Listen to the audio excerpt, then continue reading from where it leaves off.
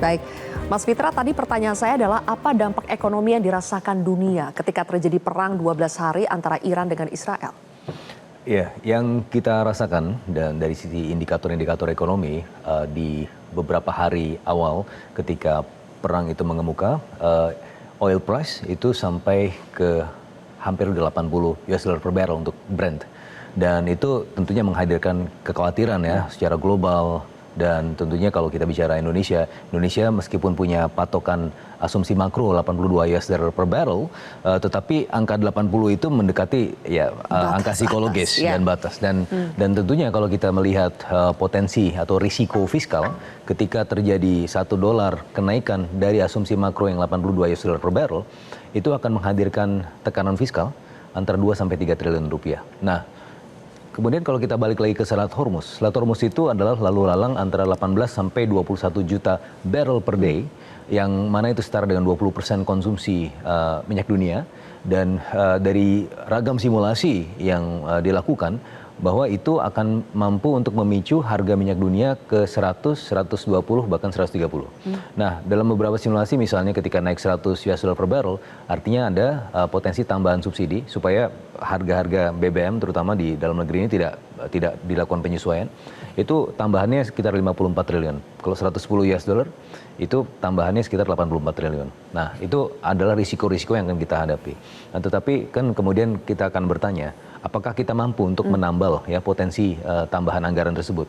Nah, kalau Mbak Sylvia ingat di awal tahun ada Inpres 1 2025 tentang efisiensi penggunaan anggaran. Di situ ada realokasi anggaran dari sebelumnya yang tidak produktif menjadi lebih produktif, kembali ke kaidah Undang-Undang 17 tahun 2003 tentang keuangan negara.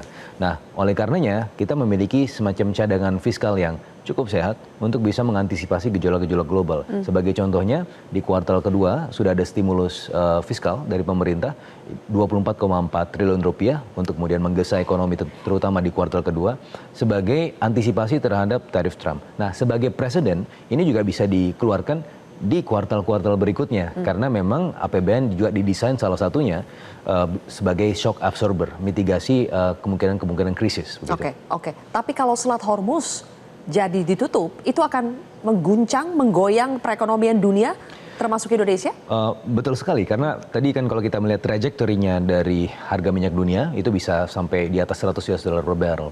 Dan tentunya yang paling dirugikan dari semua ini juga tidak hanya Indonesia, tapi terutama juga Amerika Serikat. Kenapa? Amerika Serikat melalui tarif Trump, itu dari trajektori inflasinya, itu less than 3% satu tahun ya.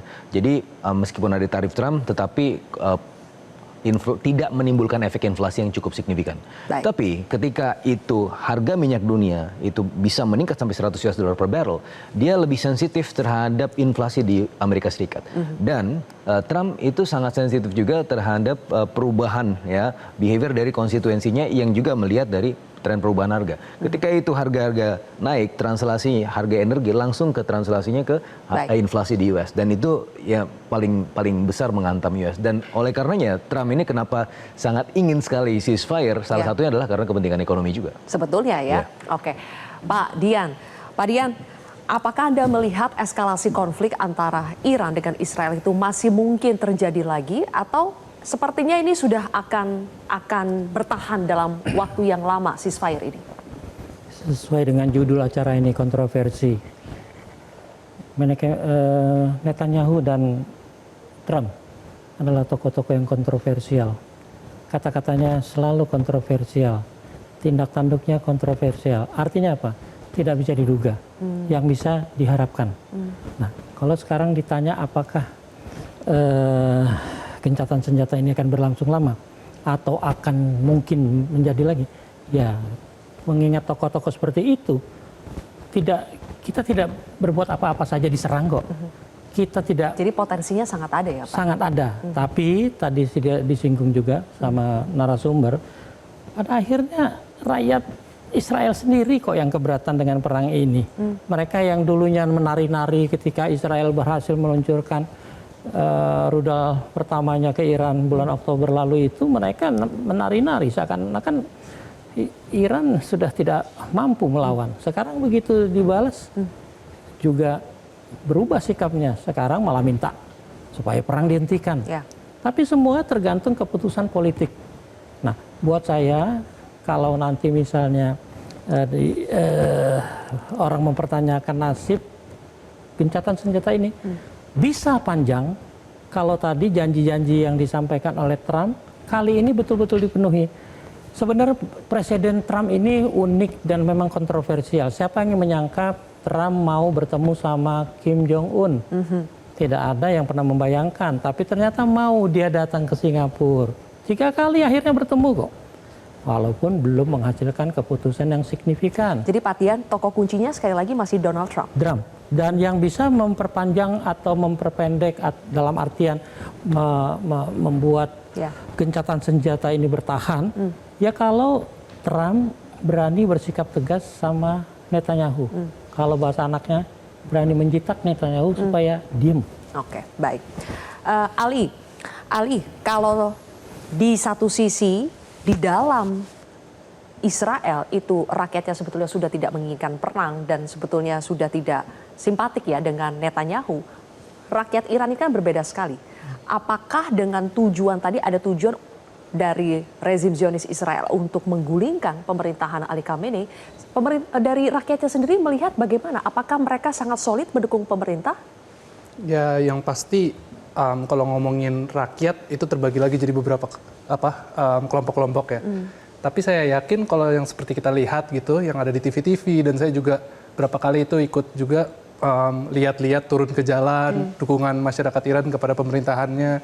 Jadi kalau mau ngomongin mayoritas, apalagi kita nggak ngomongin satu kota aja gitu ya, nyampe ke desa-desa yang ada di ujung-ujung Iran, itu mayoritas mereka akan selalu berada di belakangnya Sayyid Ali Khamenei gitu. Jadi kalau mau ditanya seperti itu ya jawabannya mungkin rakyat sepertinya mayoritas solid ya. Iya, Saya rakyat bisa akan tambahkan. Ya. Karena hobi saya antara lain keluyuran. Coba lihat piramida masyarakat dimanapun.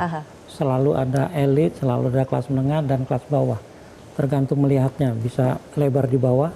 Saya yakin yang namanya demo-demo itu mungkin berbeda di kita, demo-demonya. Di sana yang melakukan kelas menengah, artinya dipelopori oleh mahasiswa. Dan kalangan atas yang dulu pernah menikmati kejayaan. Ya. Tapi kalau mau jujur, fatwa dari Khamenei atau sebelumnya Khomeini itu memang ditujukan kepada masyarakat bawah. Contoh paling gampang, dalam masalah, maaf, sedikit menyinggung Islam. Rukun Islam, kalau ditanya di sana bisa jawabannya beda. Kalau kita 5, kalau di sana bisa 6, bisa 7. Yang keenam apa? Humus. Humus itu adalah kalau kita menerima sesuatu hari ini yang ekstra, 10% harus langsung dikeluarkan. Kemana? Bank tutup. Di sana dibuatkan tempat-tempat menyerahkan. Kalau kita kotak-kotak amal lah, tapi di sana seragam dari ujung kota sampai ujung gunung sampai dimanapun. Itu dikelola sama yang namanya organisasi Ayatullah.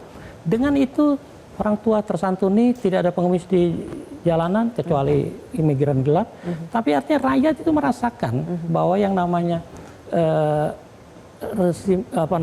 Islam Iran memang membawa kejaminan kebutuhan dasar. Sandang, dan itu bisa papan. menjadi indikator bahwa mereka sebetulnya tetap menginginkan rezim pemerintahan yang sekarang. Baik, nanti kita akan bahas lagi, masih ada satu segmen lagi. Prof Hik, tadi kita sudah mendengarkan wawancara dengan Dubes Iran yang mengatakan bahwa Indonesia sebetulnya beruntung saja karena letak geografis kita itu jauh. Kalau tidak ya bisa saja ini menjadi diserang juga sama Israel. Tapi kan kita tidak bisa tenang-tenang saja meskipun ada fakta seperti itu ya. Harus ada persiapan yang dilakukan Indonesia seandainya eskalasi kembali terjadi. Apa itu? Kami akan bahas saat lagi pemirsa, tetap di Kontroversi.